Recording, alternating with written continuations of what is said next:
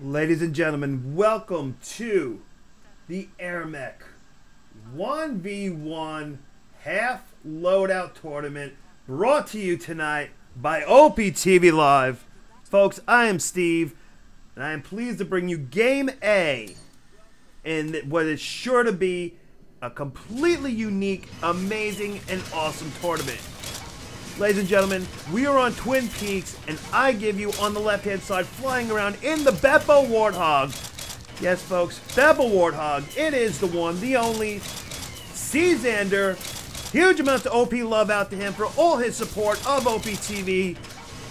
That is right, folks. His opponent for this match, on the right-hand side, flying around in the Eric Angel. Eric Angel, interesting combination right there.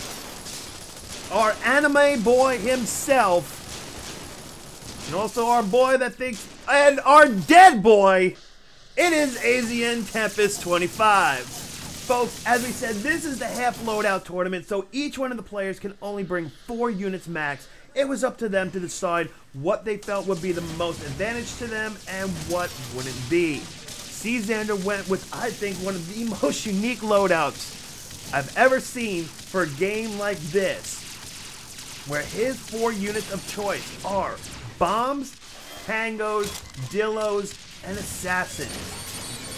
Very interesting choice, and I can't wait to see what it is that he's going to do with it. Meanwhile, over on the right-hand side, AznTempest, he went with Gaddies, Longhorns, Seekers, and Heavy Mines. Much more balanced, I would say, of a loadout. But in the end, it still also comes down to the mech and the pilot behind the mech itself.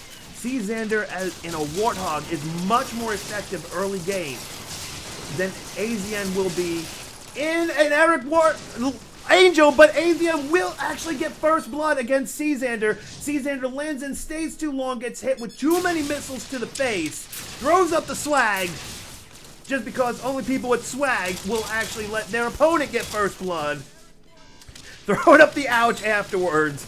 You're saying ouch is not swag, bro? Come on.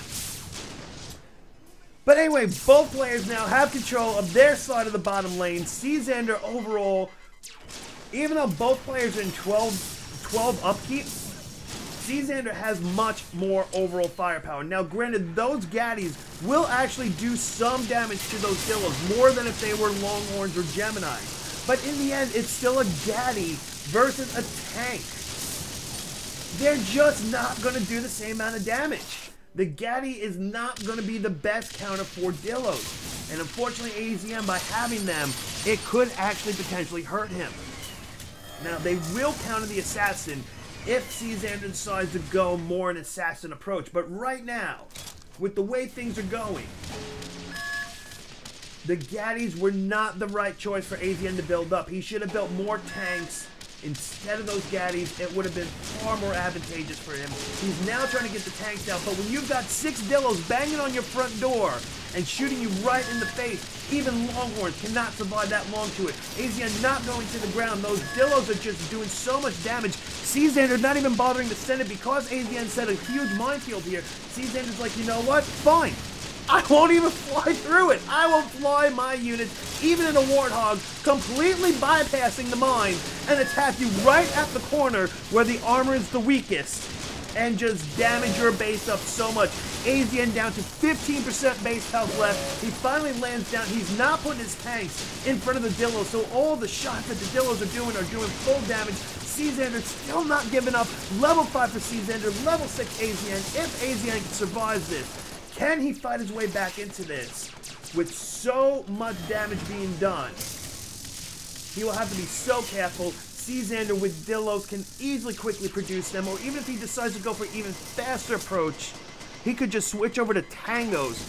He could get them out so fast, mash them up. If he uses a custom Y path that shoots up here and then goes up to about here, it will pretty much bypass all the defenses that are here. and potentially give those tangos more of an approach. However, Czander decides, nope, I'm just going to push straight out now. Since AZN has picked up almost all the heavy mines, there's no reason now for me to try to micro these tanks in. They can move out faster than I can fly them in a Warthog. He's going to bring them in. That Warthog cannon is so devastating. He lands in the middle, uses himself as a sacrificial lamb, but he does die. Can AZN hold this push? If he can, Czander has nothing left on the battlefield. The only units he has is currently in his build queue. Nothing out on the battlefield. Can AZN capitalize on this right now and completely counter-push, take over the bottom lane, or do something? He's not even going to bother with the bottom lane. He's going to go straight for the close outpost. He wants that close outpost. He wants to just get that foothold right in Czander's territory. He brings the Seeker to try to counter the Warthog, but a Warthog so much survivability at level 5 that that one Seeker alone is not enough. Czander pulling out all of his Dillos, 4 of them out, 2 more in the build queue. He will hold that spot, and sadly for AZN, because he was more worried about flying his units over, he misses the opportunity to take over these 2 bottom outposts that were virtually undefended.